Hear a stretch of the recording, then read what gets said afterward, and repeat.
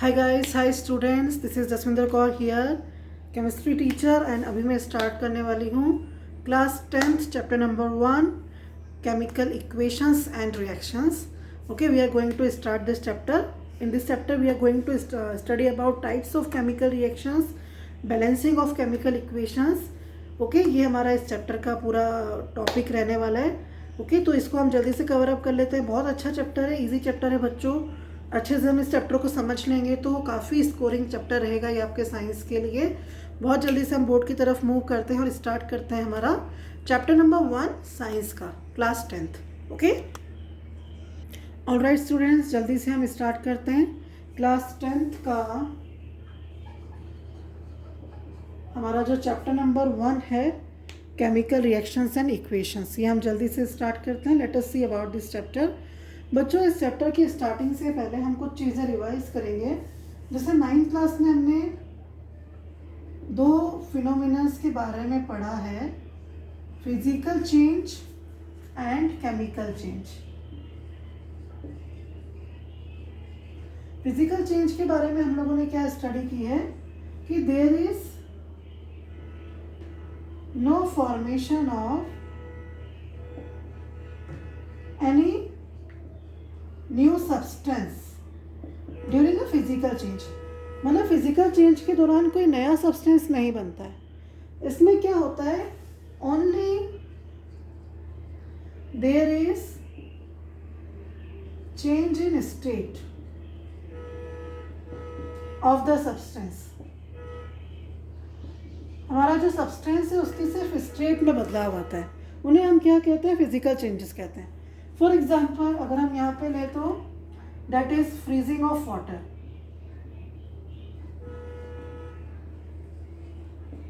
Okay, freezing of water इसका बहुत ही simple example है.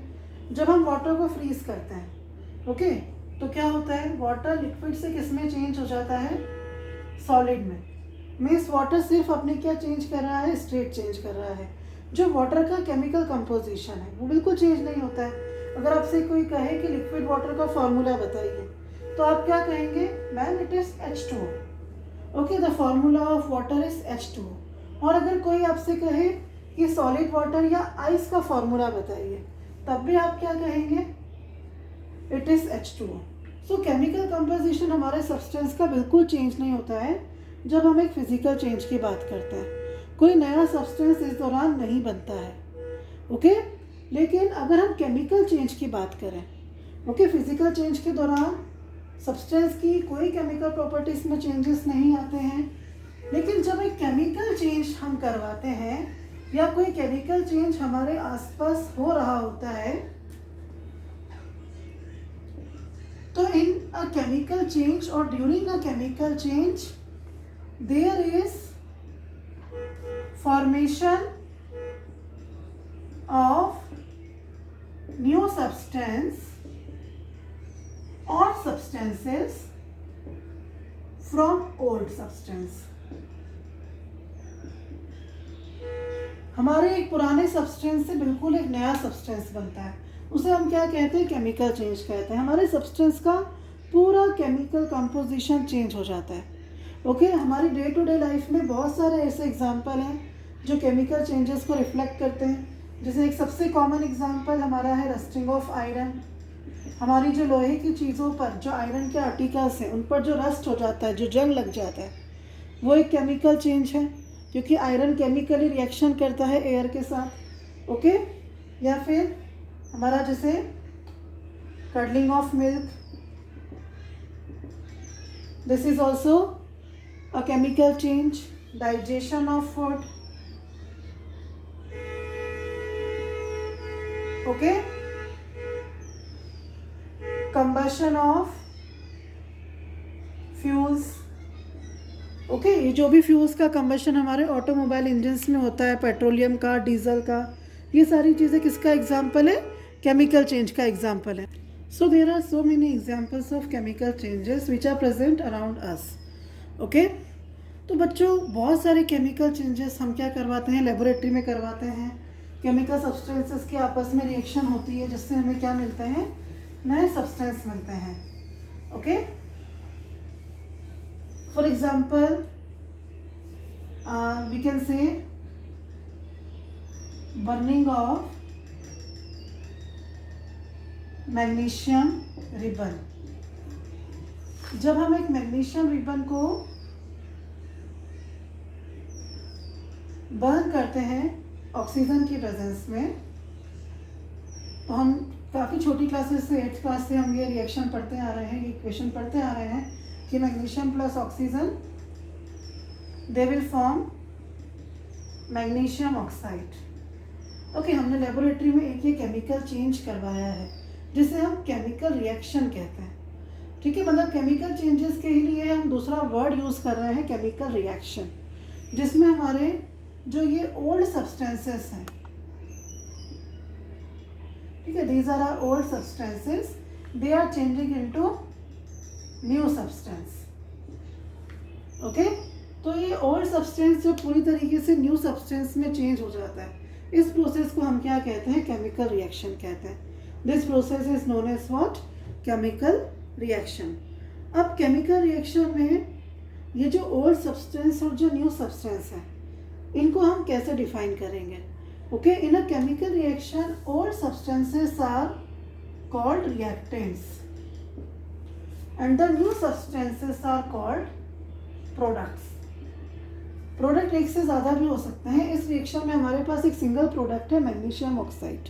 ओके, तो जो किसी भी रिएक्शन के दौरान हम जो ओरिजिनल चीज़ें लेते हैं, जो पुरानी चीज़ें लेते हैं, जिनके आपस में हम रिएक्शन करवा रहे हैं, उन्हें क्या कहा जाता है? रिएक्टेंट्स। और जो नई चीज़ें बनती हैं उन्हें क्या कहा जाता है? प्रोडक्ट कहा जाता है। For example, if I am burning charcoal,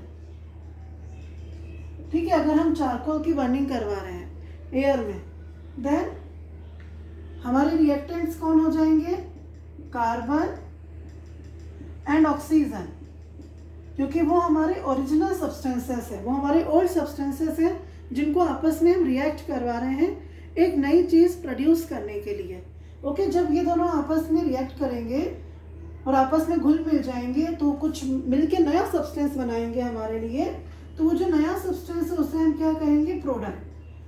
तो जब हम चारकोल को या कार्बन को ऑक्सीजन की प्रेजेंस में बर्न करते हैं, जिसको कंबशन भी कहा जाता है ना, कंबशन के बारे में भी हमने पढ़ा है हमारी छोटी क्लासेस में, साइंस में, तो हमारा जो प्रोडक्ट है, जो न्यू सब्सटेंस है, वो क्या बनेगा? Carbon dioxide. It will be our new substance. Okay, तो केमिकल रिएक्शन के दौरान जो पुरानी चीज़ें होती हैं, ठीक है, जो ओरिजिनली हम लेते हैं केमिकल चेंज को करवाने के लिए, हमारी ये केमिकल प्रोसेस को कंप्लीट करवाने के लिए, उसे हम क्या कहते हैं? रिएक्टेंट्स। और जो नई चीज़ बनती है जो इंटायरली रिएक्टेंट से डिफरेंट है, कार्बन डाइऑक्साइड इंटायरली एक न्यू सब्सटेंस है, ठीक है, ये अपने आप में इसकी खुद की आइडेंटिटी है। कार्बन एंड ऑक्सीजन विलुप्त हो चुके हैं, उन्होंने हमको नई चीज़ बनाकर दी है, कार्बन डाइऑक्साइड। तो ये जो नई चीज़ें हैं, जो न्यू सब्सटेंस है, इन्हीं को हम क्या कहते हैं? प्रोडक्ट्स कहते हैं। Okay, they are known as the product. तो ऐसी बहुत सारी केमिकल रिएक्शंस हैं जो लेबोरेटरी में हम करवाते हैं और करवाई जा सकती हैं। Okay, there are so many types of chemical reactions are there. Okay, अब केमिकल इक्वेशन क्या होती है वो पढ़ने से पहले बच्चों हम देखेंगे कि जो हमारी केमिकल रिएक्शंस है उनके कैरेक्टरिस्टिक्स क्या क्या हैं। ठीक है, कैसे हम कैरेक्टराइज करेंगे कि कोई केमिकल रिएक्शन हो रही है या किसी केमिकल रिएक्शन के दौरान हमें किस किस तरह के बदलाव देखने को मिल सकते हैं। ठीक है, सबसे पहले हम ये समझते हैं, जैसे कुछ केमिकल रिएक्शंस के दौरान प्रेसिपिटेट बनता है, फॉर्मेशन ऑफ प्रेसिपिटेट। ओके, अब प्रेसिपिटेट क्या होता है? कई बार क्या होता है कि जब हम दो चीज़ों को आपस में मिक्स करते हैं, for example if we are mixing BaCl2 solution, ठीक है, हम बेरियम सल्फेट के सॉल्यूशन को अगर हम मिक्स कर रहे हैं आपके सोडियम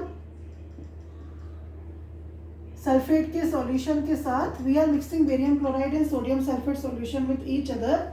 ये रिएक्शन हमने law of conservation of mass study करने के लिए भी पढ़ी है 9th क्लास में। तो क्या होगा?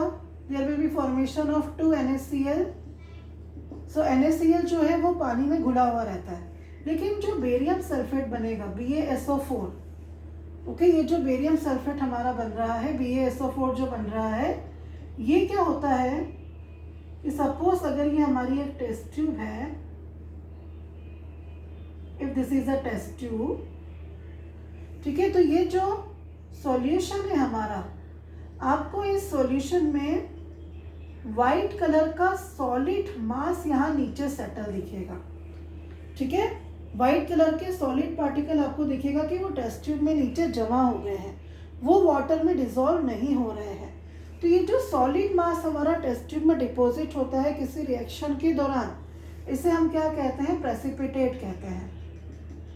तो ये हमारे जो प्रेसिपिटेट हैं ये कलरफुल भी हो सकते हैं, हालांकि ये बेरियम सल्फेट का जो प्रेसिपिटेट बनता है इसका कलर वाइट होता है, ठीक है।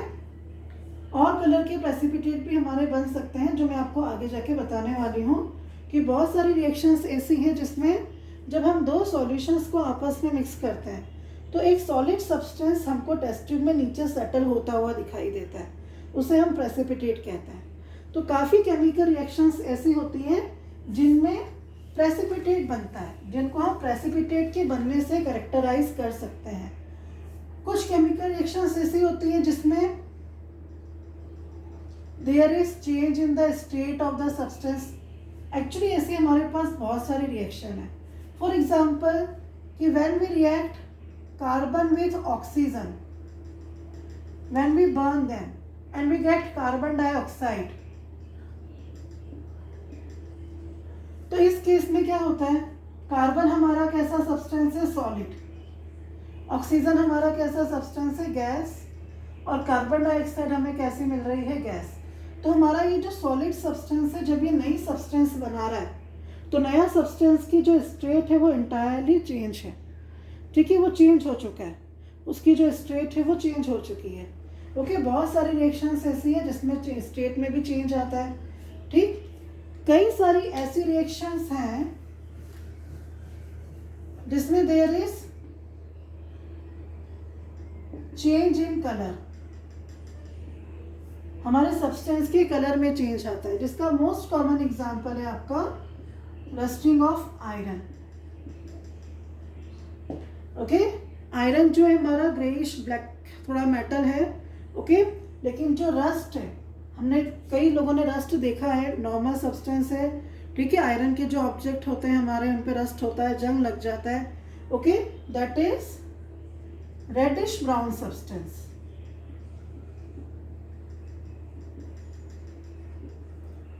ओके, तो यहाँ पर क्या हो रहा है, हमारे कलर में चेंज आ रहा है।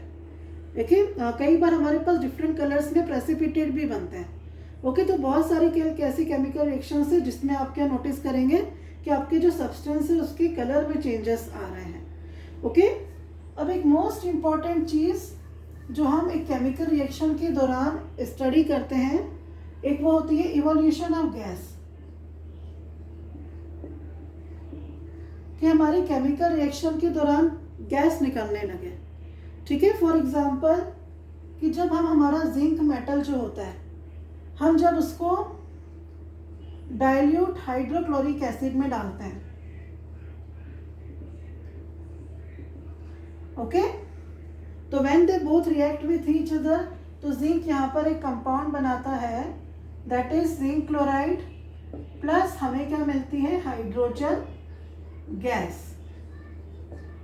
तो ये हाइड्रोजन गैस रिएक्शन के दौरान इवॉल्व होती है, ओके, और उसके बबल्स हमें दिखाई देते हैं। सिमिलरली जैसे आप घर में देखते हैं ना कि जैसे हम जो आपका विनेगर है, अगर आप विनेगर में बेकिंग सोडा डालेंगे घर में तो उसमें तेजी से कार्बन डाइऑक्साइड निकलेगी, ठीक है। वहाँ पर क्या हो रहा है कि जो सब्सटेंस, एक प्रोडक्ट जो बन रहा है वो तो बन ही रहा है, लेकिन साथ में कुछ गैस का इवोल्यूशन हो रहा है। तो बहुत सारी रिएक्शंस ऐसी होती है जिनमें गैसेस का क्या होता है, इवोल्यूशन होता है।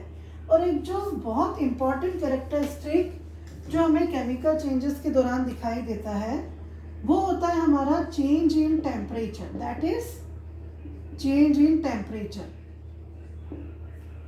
रिएक्शन के दौरान बहुत बार आपको टेम्परेचर में चेंजेस फील होगा। For example if I have a beaker, ठीक है, and I am taking dilute hydrochloric acid in it.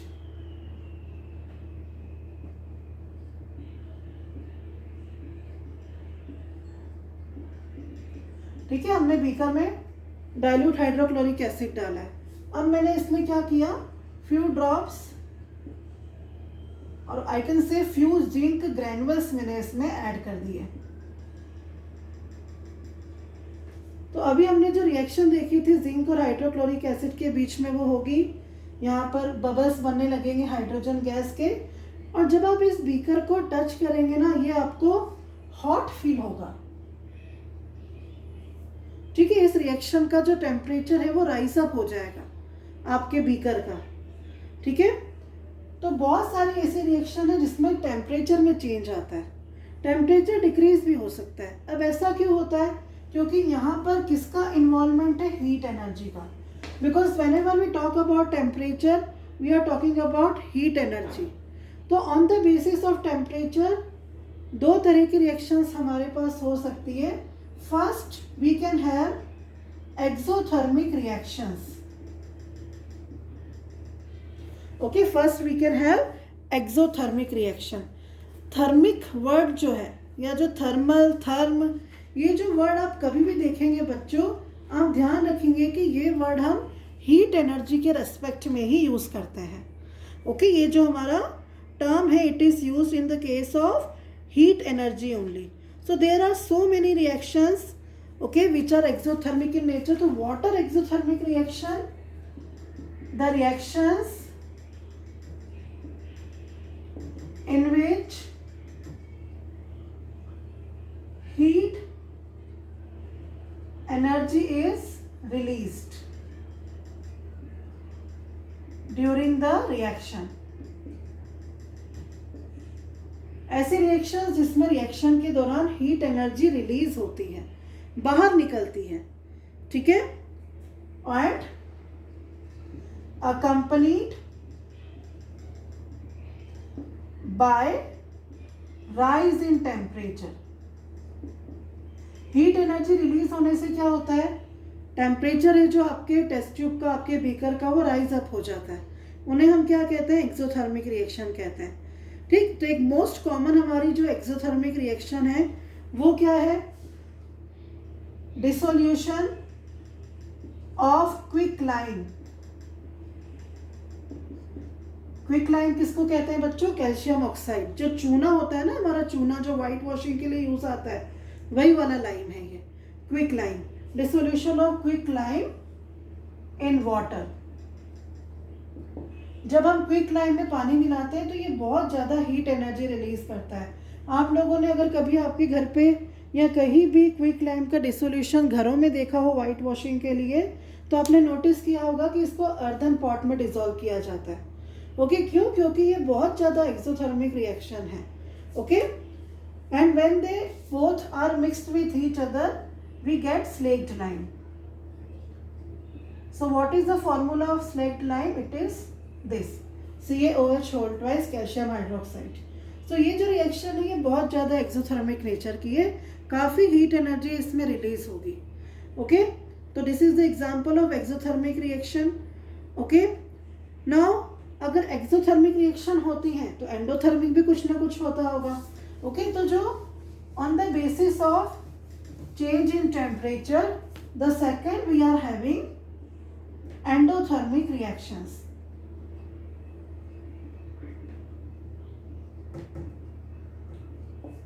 So endothermic reactions, you can say that they are heat absorbing reaction. They are just the opposite of exothermic reaction. So we can say that the reactions in which heat energy is absorbed during the reaction and accompanied by fall in temperature. Okay, उन्हें हम क्या कहते हैं, endothermic reactions कहते हैं. For example कि when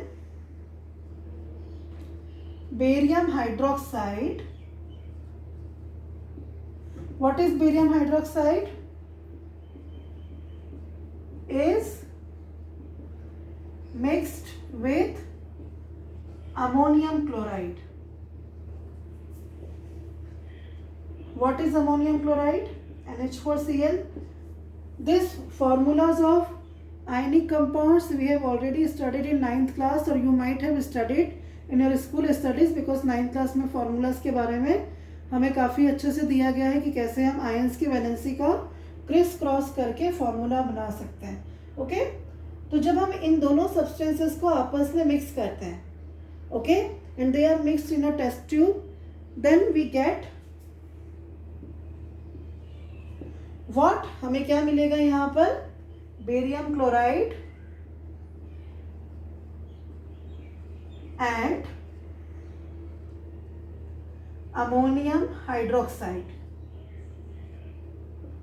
So this reaction is example of endothermic reaction.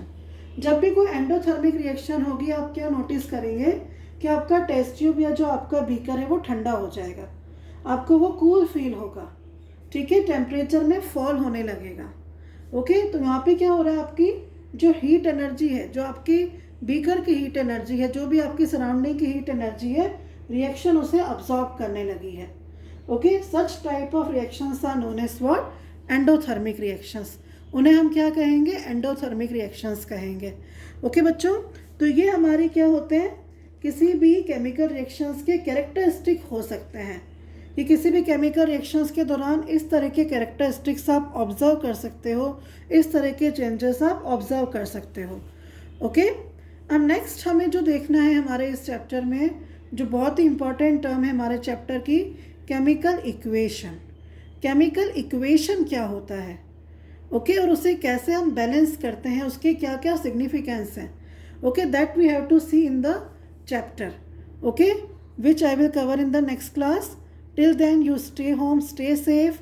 If you like the video, please subscribe the channel, like it, share it with your friends, and I just want to tell you students, please stay home, stay safe. अपना ध्यान रखिए, अपनी family का ध्यान रखिए और पढ़ाई में ध्यान दीजिए.